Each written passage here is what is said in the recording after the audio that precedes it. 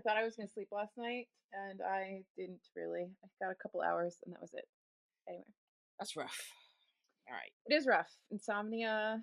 I occasionally get insomnia, and I guess we're going through a round of it right now. I think some of it is relation to the change of seasons. So, Mm, but whatever. I'm yeah. here. Yeah.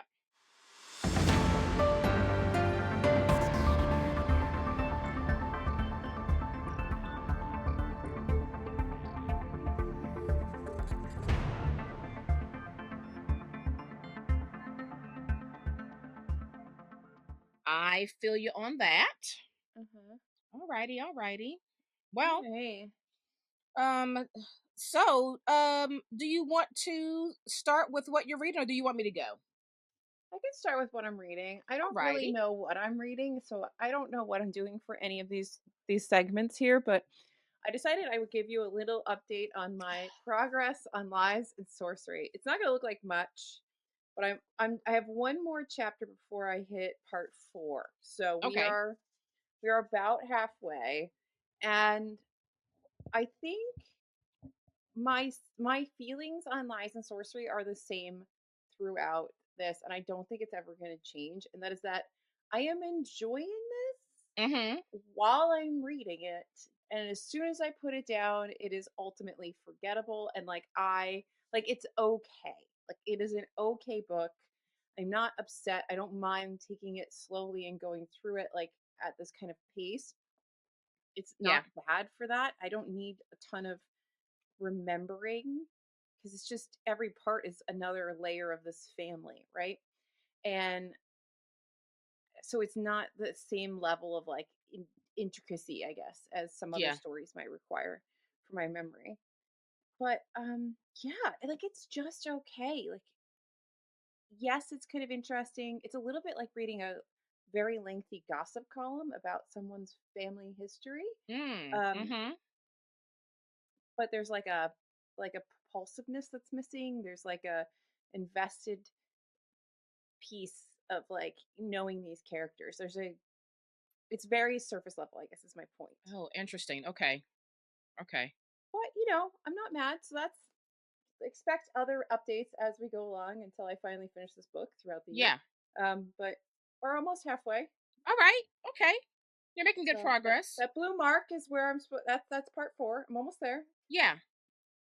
I almost finished that chapter, but then I was like, I'm tired, so I didn't. So Okay. I finished it. All right. So that's my Okay. update. It's a very unexciting update, but it's an update nevertheless. I last weekend actually I started Bunyan and Henry I by Mark had zero Cecil. interest in that book. It's so good. And this is a galley from Anchor Books, so thank you, Anchor Books. Mm-hmm. I'm 117 pages in, 16 chapters in, 50 chapters in, and I'm enjoying it. We've got Paul Bunyan, and when he was younger, he and his mom, were having a really hard time keeping up with the farm, and she couldn't make the payment, so they put her in debtor's prison. And he's been trying to work and find a way to like get her out. And so he's in this town called Lump Town, and he's a coal miner, and he's just kind of sort of having a miserable existence. Sort of, he is married to a lovely woman who brings him a lot of joy, but like the town is pretty miserable, and this town has made all kinds of promises, like if you invest in working in this town for 10 years, they give you like a bar of gold and a home. And so there's that to, look forward to. And then there's this like big competition that happens every year. Like what are those, oh, what do you call it? Like those, logging convention, competitions with like the Like where they like loggerman. run on logs and Yeah, like so they throw have one of things. those, and if you win that, you're supposed to get, a house, a nice fancy house, and all this stuff. And he won this competition, and he was lied to. And meanwhile, his wife has become like deathly ill. There's some kind of sickness that has like frozen her in her body, and so, yeah, and so now he's off to find like the founder of this town to like get him to come to Lump Town with this special invention that could possibly heal his wife. So now he's on a whole other journey. I'm just kind of enjoying it. I mean, it's one of those books where you're just reading it and you're like, oh, I've read 100 pages. That's just how it was. I'm having a good time with it. So that's Bunyan and Harry by Mark Cecil, and this comes out March 26th. Thank Yeah, you, Anchor Books. I'm very glad that you're enjoying it. I looked at that and it just gave me oh god, what was that book that I refused to read from the Booker Prize a couple of years ago? Oh god, Booth. It just gave me like Booth Oh, kind of vibes where I was like, I am gonna have zero interest in this book. I'm surprised how much I'm enjoying it. Yeah, Yeah. yeah, I'll be honest, I did not think that all those books that came in that list of books that time from yeah. like Edgar and everybody, Hmm. that you would have chosen that. I You're always surprising me, Mary. I surprise myself from time to time. I'm just realizing that my ears are on backwards. Oh, oh, I thought they were new. Folks, she is really lacking sleep, so Yes, I am. My ears are now the correct way around. Um, if you are not looking at the video, it's because my headphones have cat ears. I do have my own ears on my own head the correct way yes. around. Yes. Just in case anybody was concerned. I do love those Because I know I head- started this off with I'm delirious. Um, yeah. I'm Yeah. not that delirious yet. Yeah. I did not get a chance to fully read this article for what we're going to talk about today, but I have watched a couple of videos. Okay. Anyway, So we're going to talk a little bit about it seems to be something that's coming up a lot. I feel like these topics pop up from time to time yeah. and everybody wants to talk about them. Um, you've got your standards like separating the art from the artist and all that stuff. Hmm. But it seems like the big like zeitgeist of bookish socials right now, like the big thing is um this idea of like book talk being fast fashion and like reading becoming sort of like fast fashion and publishing becoming like fast fashion and everybody keeps coming out. I've seen so many videos, video essays. I've seen them from outside of like the reading space and just people who make commentary, Mm, essay videos. I've seen articles and it just seems to be something that everybody wants to be talking about. So I thought it'd be kind of fun to like throw our hat in the ring and to yeah. talk about what we think about it all. Um, and so like it sounds like the big thing that everybody's talking about specifically around book talk and how much of like a juggernaut it is. And I guess the the way that TikTok functions as a very short form, like dopamine hit, kind of like quick cycle. Hmm. I almost said news cycle. That it facilitates this fast fashion like um behavior for readers where there's people are hauling and hauling and hauling and they're not necessarily reading, or the stuff that is coming out to be consumed is not of the same quality so that people can facilitate all that hauling, Hmm. um and all of that. So that seems to be where people are starting, and I've seen it branch off into a couple other things. So what from what you've managed to research, where are you generally in this So, discussion. so, oh, Discussion. so from my perspective, and I understand what they're saying about how book talk is like pushing certain things, but for me, at the end of the day, and let's talk about how quickly books are being published from what's kind of being hyped, ideas that are being hyped on book talk. That's still just the publisher trying to get a money grab. Mhm.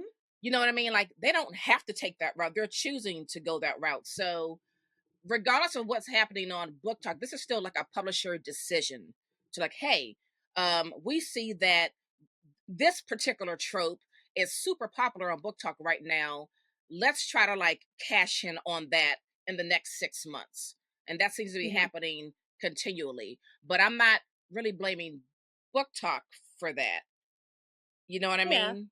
But Yeah. it seems like people feel like that is the impetus and that is driving the publishers to it. And while that may be true, at the end of the day, there's still like a hard line decision that has to be made by the publisher, and they can decide not to go that route, but they're choosing to go that route.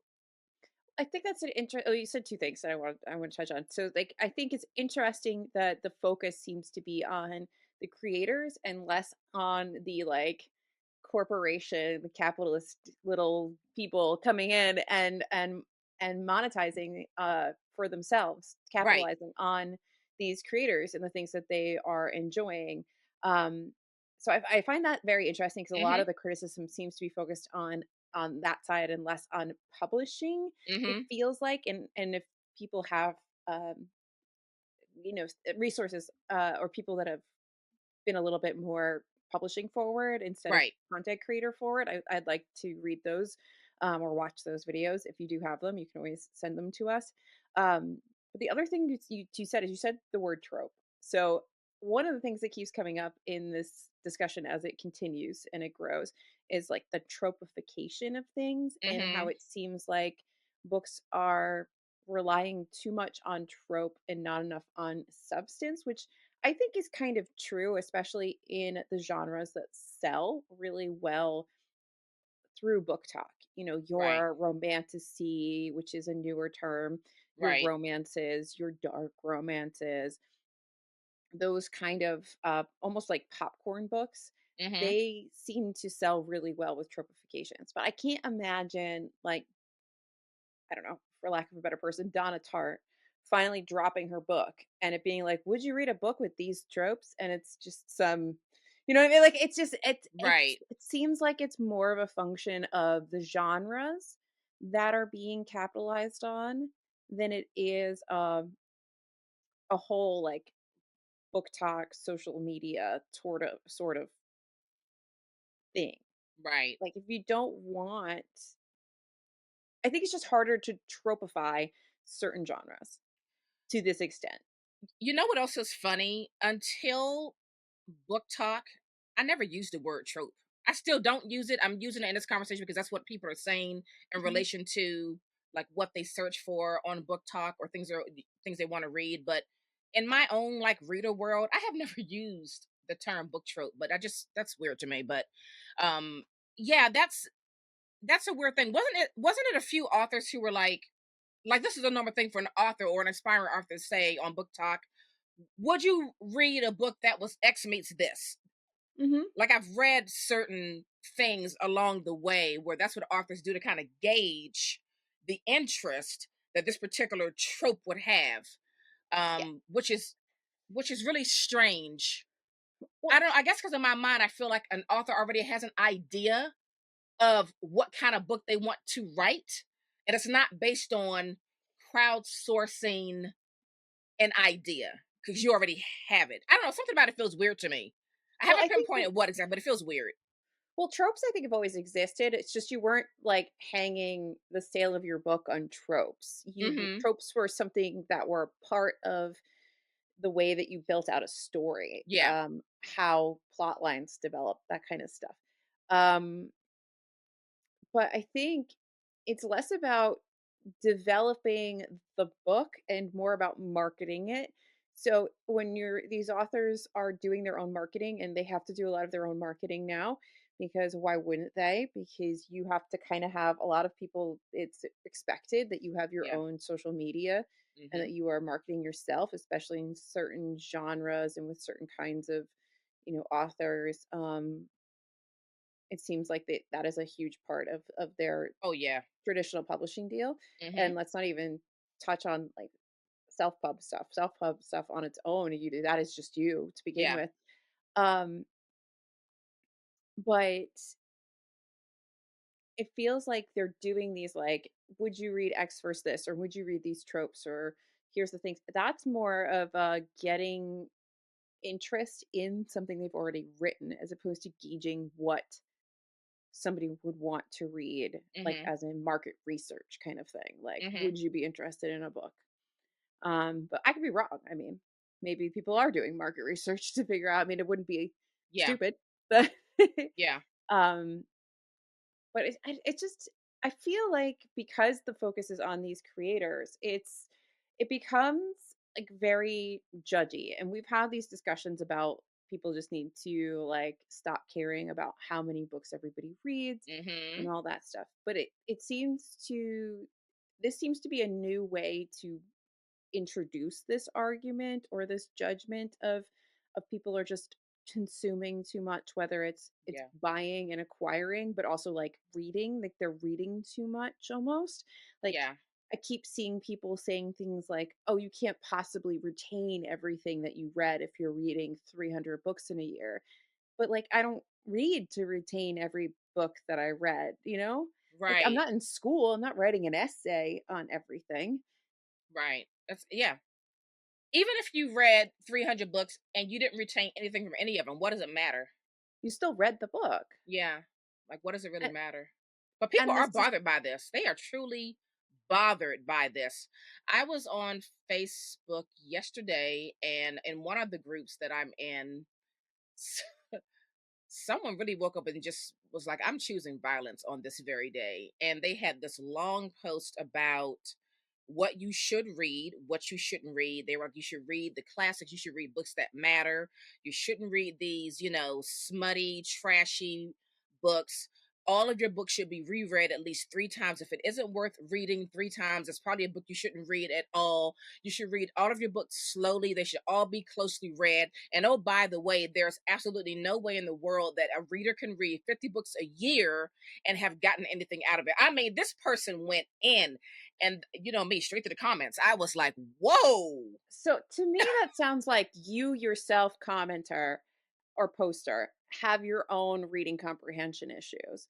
Because though I do, like we've talked about this. If what was that Lori Moore book that we both read and we both had the Oh, same if experience with it? I am not homeless I'm if I home, don't have a home. Yes. something like that. We both had the same experience where we read this book. We Hmm. were absolutely enthralled by it. We For loved it. sure. We were in it. We closed that book. And we're like, what? I can't tell you anything that I read, and I was Exactly. so and I don't know what it is. I can't quantify or describe or figure out why certain books are that way, where Exactly. you could be as engaged as possible while you're reading it, but as soon as those covers close, out the out, it's gone. Bye bye. It's gone. Um, but it doesn't negate the fact that I absolutely adored that book, that I think other people should read that book, that I Hmm. want to read more from Moore. Hmm. Yeah. Yeah. This person made some bold claims and people were not happy. I mean, People it say was it some was really funny. It was like, wow, it's crazy like if things. you feel that way, it's nothing wrong with you feeling that way. How you feel about your reading life is 1000% fine for you. It's Mhm, just the judginess of it all. It's like we're all reading for different reasons. We're all reading at different paces. We're all reading different things. mhm. And just We all let have let different the reader time be. in our lives to devote to reading, Yeah. but it really feels like this is another way to introduce that topic. It's like we keep having it keeps popping up and we keep shooting it down, and now they're like, "Oh, it's fast fashion. You're just reading these things and they're frivolous, and so now let's talk about it again." And it's back. Yeah. And it just seems like we can't escape it. Um And I saw this somebody today actually. I saw this is a response. Somebody stitched somebody saying something along those lines like, you should really sit with a book, spend time with it, really ruminate on it before you move on to the next one, something like that. Yes, And I've seen that argument a lot too. the stitch was like, I'm sorry, you want me to how long am I supposed to sit with my Right. like Shrek smut? How Right. long do you want me to sit with that and absorb what I read? Right. 30 How long minutes, should I 30 reflect on days. that? Yeah. Yeah. And we all read for different reasons. There's books that I spend pages in my journal writing about because I just have so much to reflect on, to think about, and that's great. And then there's books that I'm just like, I like this. Right. Exactly. That's exactly right. And neither response is like no response is more valid than the other, I think. No way of reading is more valid. Yeah. Yeah. And I feel like a lot of the times these conversations are really some projection of their own insecurities. So, like, why are you so bothered that a stranger on the internet hauled a bunch of books? Yeah. Exactly. because I buy a lot of books. Well, Same. not as many, but I do buy a lot of books. I still get a lot of books despite that. I get a lot of books sent to me. Same. A lot Mm-hmm. of books are in this house. Yep. The amount of books that I'm bringing down to unhaul with you is a little insane. There's like Yeah. 100, like probably like 200 books that are coming down with me. Mm-hmm. And there's still not a dent in these shelves. We were just talking about how I don't know how I'm going to get the Right. M's shelved on these shelves behind me. Exactly. But but I don't think it makes any difference. If I It had doesn't. 20 books and I had 2,000 books, what is the difference? What does that change between strangers on the internet? It, it just doesn't make any sense. And I don't really know what's going on here with all of this. This is one of those things where it's like, gosh, I hate social media because it just makes things weird. You know what I mean? It's like I just remember a time in my reader life where I went to the bookstore, I bought books, I read books, and I had a couple of in person and your in real life friends that I talked to books about, but that's as far as it went. And it was a much calmer time because there wasn't all this outside BS. There weren't all these ridiculous articles about God knows what this, you know what I mean? It was just a Yeah, simpler time in one's reading life. And I think I miss it because I'm so tired of all of these arguments. It's so stupid. it Just is like people who stupid. think if you don't read the classics, you're not worthy to even hold space in the reader community. But there's also the polar opposite of it. There's people that go the opposite way on the classics and are like, the classics are inherently wrong because most of them are inherently racist and therefore we shouldn't give them any time and then they have no value. And so it's like you just can't win anywhere You can't. because there's a opposite side to every argument that is happening on the internet. And I do think that the equating this to fast fashion is a little dramatic because the problem with fast fashion isn't so much that like, oh, you're consuming a lot of things. It's It's the the exploitation. repercussions. Yeah, it's the repercussions of that consumption. It's the exploitation of people. It's the landfill and the waste. And like I don't know if books have the same environmental and like human Mm-hmm. impact Right. as buying a new bucket of clothes from Shein every week so that you can be on some new trend. Right. So Exactly. I feel like you're being a bit dramatic Right. when you equate this to fast fashion. Yeah. I would have to agree. I would have to agree. I mean, I And don't know. There aren't like I'm little happy to be children in wrong. Thailand sewing together books by hand, are there? I don't think I so. don't think so. If I'm wrong, You know what I please mean? tell me. Like that's not what's going on in the bookish world. And the fashion world, that's a whole other thing, right? Of exploiting young people and whatnot, and boy, Hmm. everybody who are making those Anybody. clothing items. That's not what's happening. And Or, people in our prison system. right, If it's made in the USA, it's probably made by a prisoner under right. essentially slave labor. I mean, we do underpay people that work in the bookish in the publishing industry, but still, that's not the same as what's going on in the fashion world. But so yes, I agree. So it's a little bit dramatic. Maybe we should It's a choose another framing for this argument. And it just always feels weird to me to be like, we are over consuming books. I don't even know what that means. I just don't know what that means. You know what? I'm starting to not understand what that means at this point. W- But like, isn't reading books good? I thought it was, but now I'm confused. And as far as I can tell, all that readers do is buy books, and if they get rid of books, it's going to a thrift store that sells books, or it's going to a used bookstore, and they're just getting like recirculated with other readers. So I don't even know, I don't even see the harm in that. Am I missing something? Also, they're almost all biodegradable, so like, I'm not understanding. I'm so They're confused. flammable. They're biodegradable. I mean, you could use them as insulation in your house. Like you could. Put them There's in your so garden. many ways to use I a don't. book. I don't understand. Like the I don't. conversation is so lost on me now because I'm like, what are y'all actually talking about with this overconsumption thing? I do think that there's like an element of like you can't just let people. Well, and I think there's okay. You can't let generally people just be happy and enjoy something.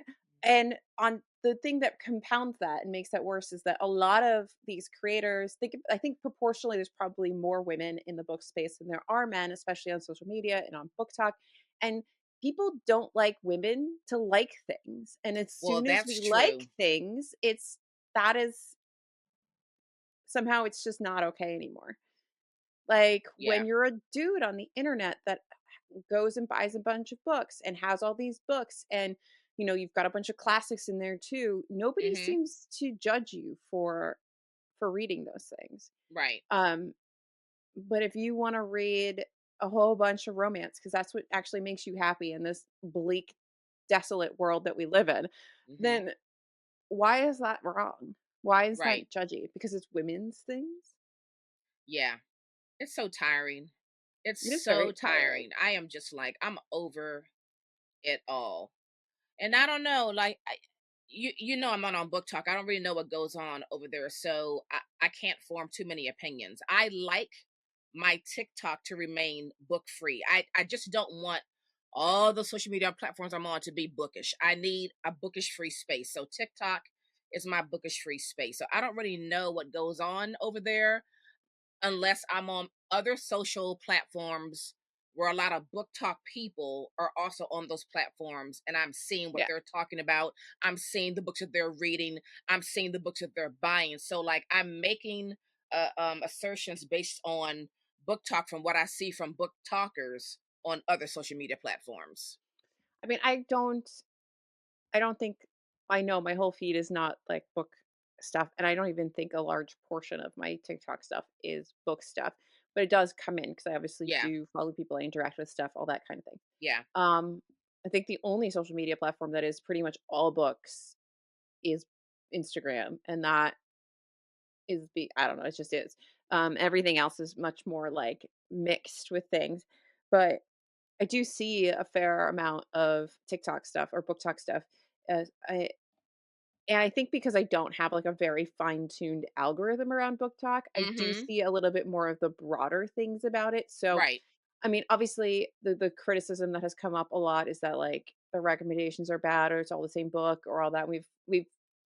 We've talked about that into the ground. Like, that is a thing. But I think that a lot of that stems from, 1, they are really popular, so there's just a lot of it. Mhm. Um but 2, there are other you have to, like, sift through all of that to find the people who are reading the things you like, and then once you start interacting with that, like anything else, the Yeah. algorithm picks up on it, and you Yeah. see more and more of it. So, of course, when you first initially get into the space, it feels like you're seeing all the same book all the time, and if that's not what you're reading, if you didn't come there with those desires to be reading things like that, um, you're gonna be frustrated a bit, right? Because you're like, I want something new. Why am I seeing the same thing all the time? And if you don't want to put Ooh. that time in to formulate your algorithm, This is interesting you're saying this what? because now I'm making an assumption that most readers on Book Talk do not dive deeper, or else I don't know. I would not be seeing the same books posted from people on Book Talk on other platforms. Does that make sense? I think there's also another component of this is that there is this like everybody wants to be a content creator and everybody wants to be an influencer sort of vibe that's going on. So you Mm, start to if that's really what you want to do, or if you're trying to have some level of like if you give a shit about your numbers, whether you're monetized or not, if you give a shit about your numbers, you're going to want to post things that are going to get you views. oh So no, let me reframe if what I'm those are saying then, the because that's books, not what so I what? mean. No, well, I think I know what you mean, but what I think my counter to that is that I don't know if what you mean is that or if it's um that why you're seeing it is also a function of like people are posting popular things to get views and not just because they like them. No, I don't think, and maybe I shouldn't say book talker. I'm talking about readers who are on Book Talk to get book recommendations. Those are the people Mhm. that I'm talking about. And those people, they all post the same books, which, from what you're saying, just like with any social media platform, you kind of have to like make the algorithm like come on your With the side.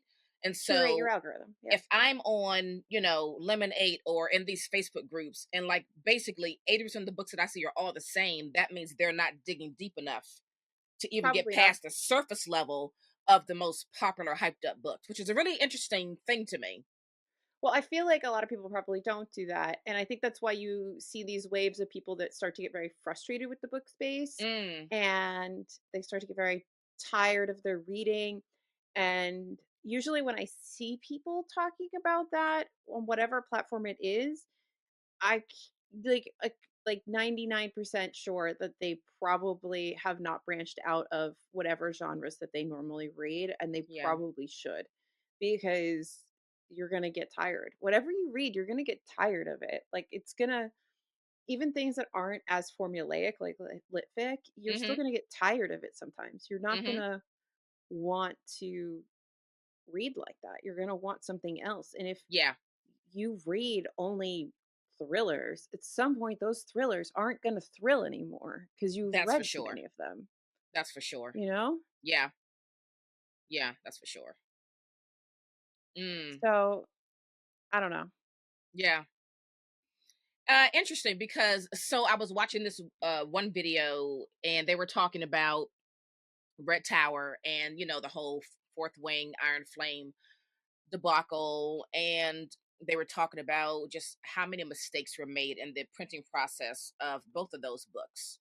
And I don't I don't know if it's just I don't know if it's just Red Hook just really not being,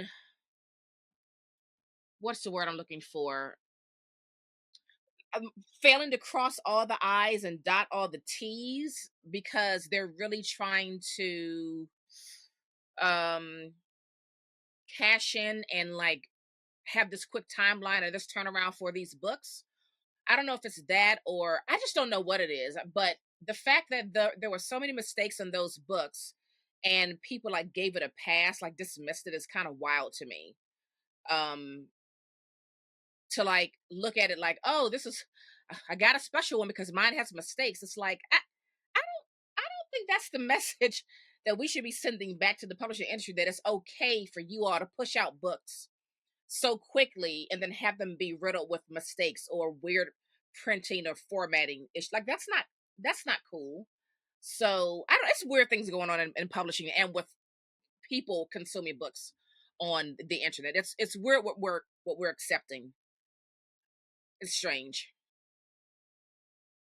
Can you hear me now? There we go. Okay, I made um a boo boo. All right, can you hear me? I can hear you. Can you hear me? And I don't know what we're going off of, if we're going off of this mic or that mic, but we're here. Okay. No, you were coming out of my MacBook speakers. You weren't coming out of my headphones. I like touched the cord and it screwed up the mic connector for a second, and then there's probably like Oh, files for me. I keep getting this new recording track added. yeah. Um, but I don't know what we were talking about before I screwed everything up. It's okay. I was just talking about Red Tower and yeah.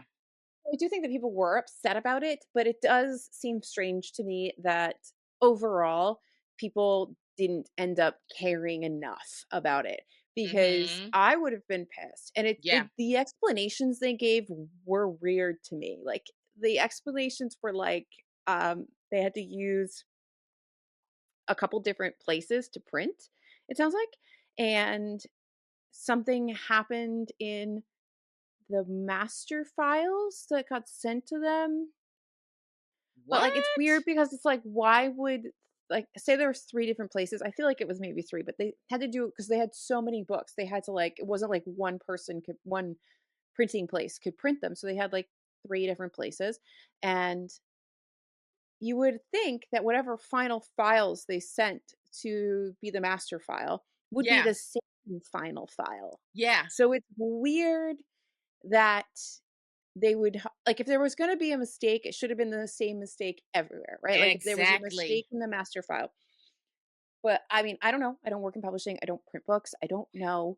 I could be wrong, but it's just sounded weird to me. I would have been pissed. I would have been really mad, especially like Yeah. and I thought it was really weird that they did this secret book and it was just another version of the first book like Wait a minute. that What you don't secret know about book? this one? They made like a special secret edition of uh Fourth Wing that they like people found they were like hyping it up, I guess, or whatever. And then when people found out what it actually was, they realized it was just Fourth Wing again, Are but like in a you special kidding? edition.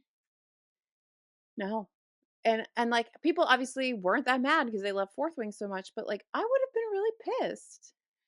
Can I just be honest about something? I feel like special editions are no longer special for Oh, the most they're not part. because everybody does a special edition. Most of them aren't even that good. Somebody was showing an Owl Crate book in like I think I was just flicking through Instagram, and the sprayed edges were just like green. But what happened to like You used to the do special like edition should like mark a moment, like our special editions from the Expanse series. Those are like 10th anniversary special edition. You know what I mean? yeah.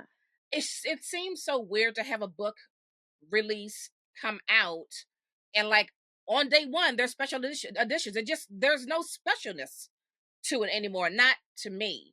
But I well, it seems like people just like really pretty books, so they don't care. They love it. But to me, it's no longer special.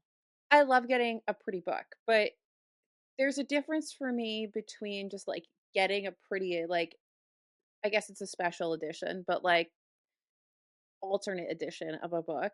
Um than getting like a special edition of a book. Like when you buy like a folio society or like you go to whoever makes the really lovely ones that I can't Yeah. remember anymore, but like Goldsboro or any of those things, right? Like Yeah. you get those are beautiful editions, right? Mm-hmm.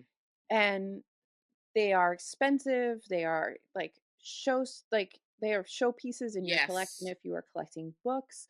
But some of these are really not that interesting. Every Right. time Mercy walks by, the camera shakes. Um, so that's a whole different discussion. This It idea of is. like, does It is. everybody need? But I guess maybe it isn't because I think it's part of the consumerism of it all. Is that not only do you need, the regular edition, you also need the special edition, and then you need this From like edition, all the and you people that need put out the that special edition. editions, like you can have like 5 special editions of one book Yeah, that and I just came don't out.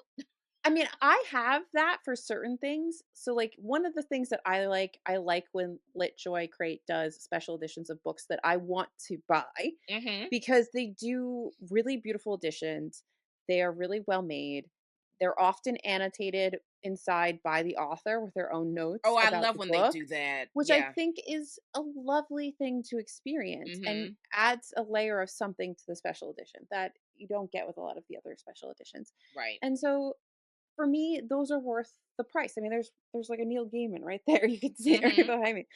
Um, but I don't know. It just feels like a lot of this consumerism, this fast fashion critique is really more from the publishers. Like the publishers are driving it. And Yeah. yes, the creators and the readers are consuming these things, so it's not like it's wholly on the publishers. But if the publishers weren't trying to make the most money they possibly could, Mm-hmm. then this would never happen. Yeah. And I mean, that's how capitalism works. So, I mean, what are you going to do about it? But Right. Surprise, um surprise.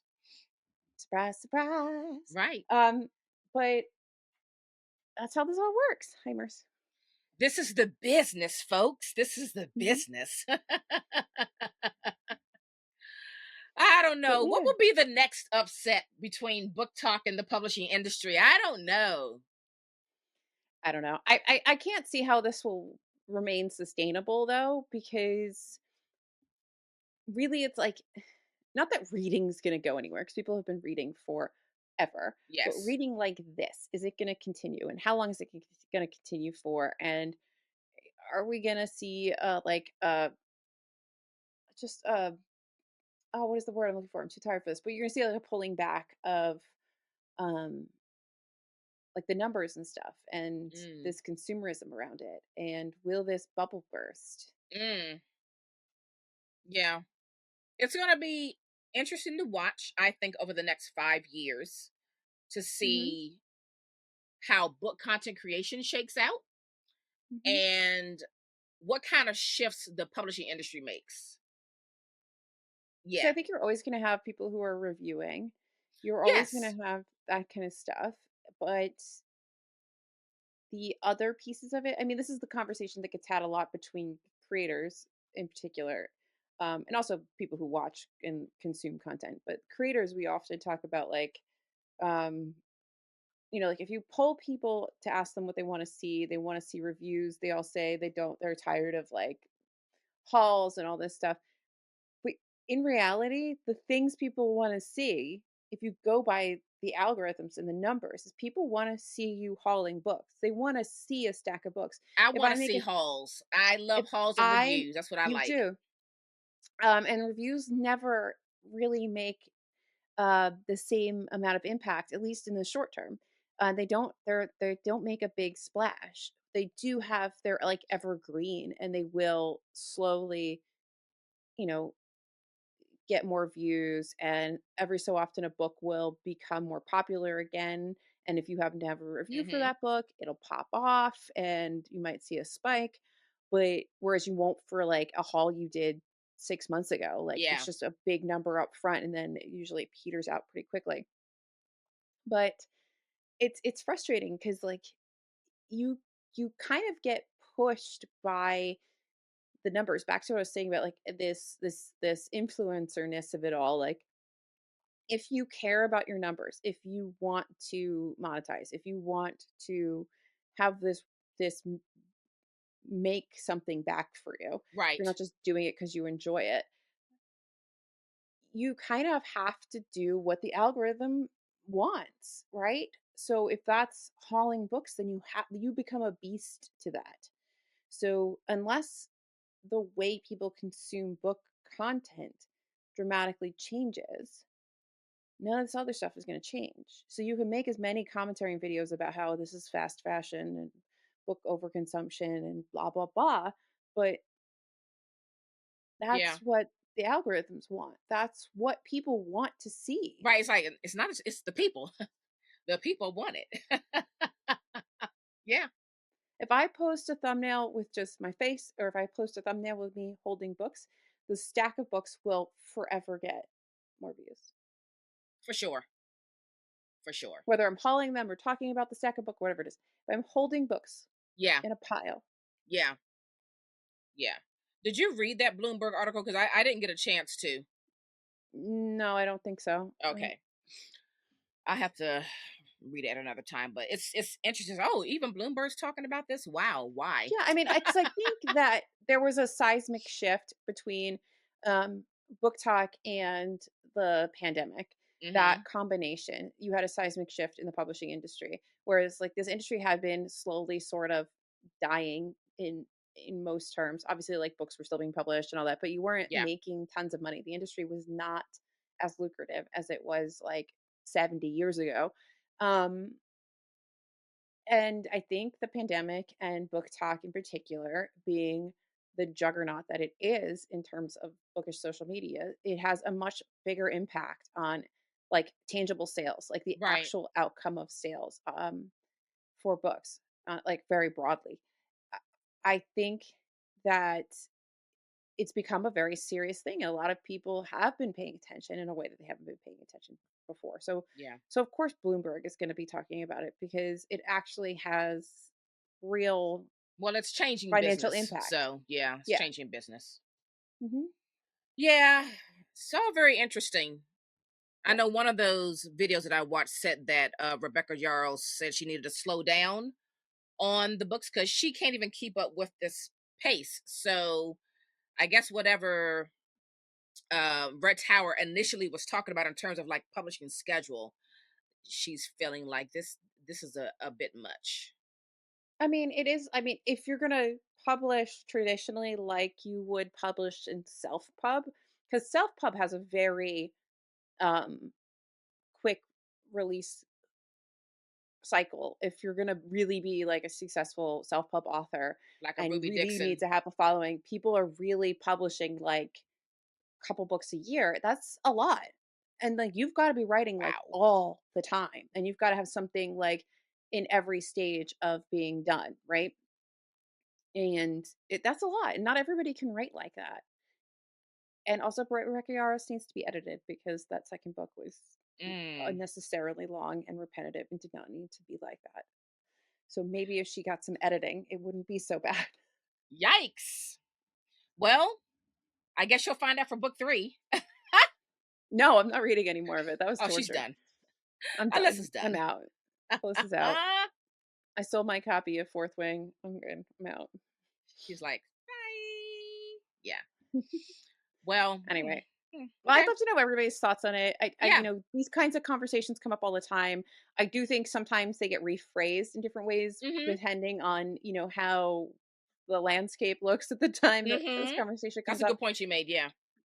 But I mean, it's definitely, we've been talking about the overconsumption of books for a very long time in different ways. And this seems to be a new version of this conversation. And it seems to be much more, uh, there's a lot more eyes on it, probably because of that big change that it's had on the business of publishing, TikTok being it. But yeah, I'd love to hear everybody's thoughts in the comments wherever you're listening or watching, Yeah. because Let us know. yeah, it's definitely an interesting conversation. I think some of it is a bit bullshit, Mm-hmm. but I mean, obviously, I'm not going to tell people not to buy books. Like, look behind me, Hello. Right. Pot, kettle, black. Not gonna do that. but I don't think that you necessarily need to. And I don't think that you need to buy a bunch of books to make content either. You can Right. go to your library, you can put things on your Kindle. Mm-hmm. Um, very basic editing tools will allow you to overlay a book image on For your sure. video. There's no reason why you have to physically own a bunch of books unless you want Want to. to physically own a bunch of books. And that Mm-hmm. really should be why you have them. It shouldn't be because of any other external thing. Right. That's it. Exactly. And you don't need to have every beautiful edition, and they don't have to be perfect, and they don't have to be. I feel like people need to embrace the secondhand book. Yeah. Embrace it. Yeah. Although I'm finding out on a lot of my groups that I'm in that a lot of people hate used books. I'm like, Yeah, there's a lot what? of people that they really dislike it. I'm like, what? Are you kidding me? Then you would hate my home library because I am a used book shopper. Also, maybe at another point we'll have a discussion about bookshelf wealth, which is What is it's the other trending topic that's been going on for a few Do I weeks. have bookshelf wealth? I don't maybe. I don't really know what that means. Um, well, I'll send you stuff and we'll have a conversation about it on another Okay. episode because I think it's pretty funny and pretty fascinating. So yeah, bookshelf wealth. If you just I Google don't think that term, you'll see all the I feel articles like that have I've been written seen a about it. couple things on it, and I was like, "I don't know what this means. It sounds dumb," and I moved on with my life. They're all dumb. I'm just saying. We can talk about it again. I think it's all ways to just I I feel like it's like why when people make rant videos, they do really well. It's because people like to be negative. People like watching people complain about things, and Yeah, it's much more exciting to hear someone tell you why something sucks or why somehow, you know, what this thing is not that great, and here's the morally superior like argument. I think people like that, to yeah, consume that stuff, and so it ends up having traction when a lot of this doesn't need to be that way. yeah. So true. So true. Yeah. And if I have Well, bookshelf wealth, it's because I thrifted and or have acquired these over like my long stretch of living. Okay, I'm not 20. I'm I just did not have these at 19. look, not to be judgy, but for some of you all who were like complaining about your budgets being blown out, you all should follow Alyssa and I because we will show you how to get a lot of books for a Oh, little bit of money. I found my blue slip from McCabe's, so Oh, I you put it oh in my planner. fantastic. Good, I have a good. lot of money still. Yes, good. Yay! All right. Mhm. Stick with us, folks. We don't look, I don't break budgets to buy books. That's just effing ridiculous. I'm not doing that. So I spend money on certain things. I do too, but I'm not blowing up my budget and I'm not overspending and I'm not like not paying something important to buy a fucking book. I'm not doing that. No, and I also don't need, you know what I hate? And this is gonna be kind of haterish, like, which I guess makes sense because I'm saying I hate this. I hate these like creators that have these like absolutely picture perfect. Maybe this is your bookshelf, though. These picture perfect bookshelves, and they're all filled with like very limited editions. And half of them aren't even like facing the spine out. They're just It's just showing the you the show on the straight edges. Yeah. edges. And it's like, you know what? Have you even cracked that book open? And, like, it's like, it's just it's giving, like, I don't know. I just don't like that overly aesthetic, like, picture perfect. Because Yeah. to me, that's not what a home library is, and, that's just like, I guess everybody has their own Version of things, and that's right. fine. But, like, for me, a home library is something which is a very well-loved thing. It is a Right. curated thing. It is something that you're, like, I don't know. I think that's why I probably like old books or like, I used love books it. and stuff because there's you I want a library that looks red, not a library that looks perfect. Yeah. Yeah. Yeah. There are a lot of people who really want their books to be in pristine condition, and I'm the opposite. Like so, I'm kind of hard on my books. You know what I mean? I write in them. I dog your pages, whatever. Like I'm reading Mhm. the book. You Yeah. know, and again. I read a lot of backlist books, and when you read a lot of backlist books, you can't be choosy about the format in which you get it. It could be a hardcover, Mhm. it could be a paperback, it could be a really beaten up paperback, it could be a really beaten up hardcover. I don't Uh-huh. know. Are the pages generally clean? Can I still see the print? As a book I want, I'm just going to get it. But those things don't bother me. I like how my library looks like it's a mix of everything. Some new books, some really, really well loved books. I try really hard not to crack too many spines just because then the book doesn't last as long, hmm but I'm not, like, overly precious about my I'm books, I'm not I'm not either. I'm not either. but anyway. So anyway, Do you have a book recommendation? I do, ma'am, and it's Erasure by Percival Everett, which I read some weeks ago, and it's perfect. I love it. As you all know, or maybe you don't know, this was adapted to a film which is called American Fiction. I'm just waiting for it to hit one of my streaming services, and then I'm gonna watch it because I would like to see how they did that movie in comparison to the book. But this is fantastic. Our main character, Thelonious Monk Ellison, he is a writer. He writes very like highbrow academic, writing. Nobody outside of his circle of what he writes about would even know about him. He's very Mhm. highbrow, and he's proud of what he's written, and he enjoys what he's doing, but he's also very irritated by other writers who are writing books that are like basically writing about a character of black people. That's very irritating to him, and so he's pushed against that for a long time. But a couple of things happen in his family that put him in a position where he has to take over things, and now there's money needed, and so his agent, publisher, or whatever, they're talking about this new book that just came out that's about black people or whatever, and he's basically saying like, if you wrote a book like this, it could really sell. And so in light of these financial obligations that he now has, he's like, well, F it, I'll just you want a book about the blacks, I'll give you a book about the blacks, and he goes in and he just writes the most stereotypical story ever. Now, what no one ever told me was this is a book within a book. That book that he wrote Oh, is in this book. So you get to read it. Oh, wow. It was a hot mess. I mean, it was a hot mess. I ate it up like candy. And so he doesn't think it's going to go anywhere, but oh no, to his surprise, they love it. They love it. They hmm. pick it up, they publish it. Now he's in trouble. There's book tours and it's just a mess. I love this book. It was so fun. It's so witty. It's so sharp. Mhm.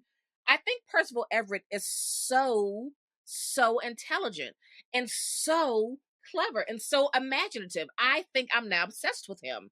Anyway, if you've never read this, I think this was published in 2001 or something like that. If you've never read it, I highly recommend it.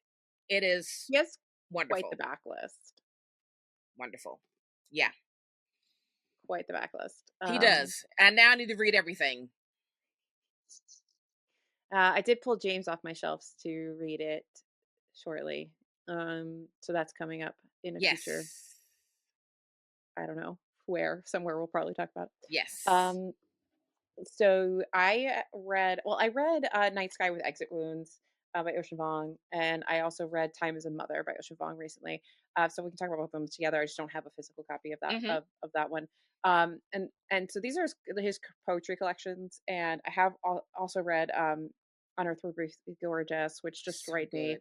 These were phenomenal as well. I would say that I think overall I liked the collection, Night Sky with Exit Wounds, a little bit more than Time as a Mother, but Mm-hmm. there is a a poem in Time as a Mother that is basically like the list of things that were in her that she purchased on Amazon month after month after month. And you slowly see by going through this how she goes from um like a normal person through her cancer diagnosis to like eventually there's just a month with nothing. And that had me Mm. in tears. Mm. Tears to see like just how like her consumption changed through the course of her illness. Mm. Absolutely, absolutely destroyed me. Um, I really love Ocean Vuong. I think that they are dark and um very upsetting, but then there's also like humor and sort of like sexuality in them as well. And Yeah. it's so I think I will read anything Ocean Vuong writes, is what I learned from reading everything that he's written so far. Yeah. Yeah. That isn't just like one offs in literary magazines and stuff. Right. And I'm sorry, Mercy. I think Jesus might be home from the somewhere, but so she's crying at the top of the stairs. So, but yeah, I would recommend anything Ocean Vuong writes. Absolutely love this. Both collections were really good. Um, That's good to know. I have she's to check those crying out. heavily. Yes. So I've been having like a poetry year. I feel like it started You a little really bit have. going like in out coming out of 23, I Mm-hmm. think, and then going into 24. There's been a lot of poetry. There's also been a lot of nonfiction. So Yeah. um and like for me a lot of nonfiction. But it's been very interesting. But Yeah. anyway, yeah. Okay.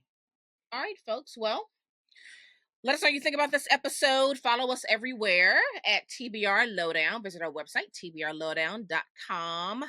Join us on the Discord. The links in our bio, also on our website. We'd love to have you over there, and share this with your friends. Share this podcast with your friends and your family. Anybody who reads or wants to read a book, just share this with them. And that's going to do it for us. We are out of here. Bye. Bye.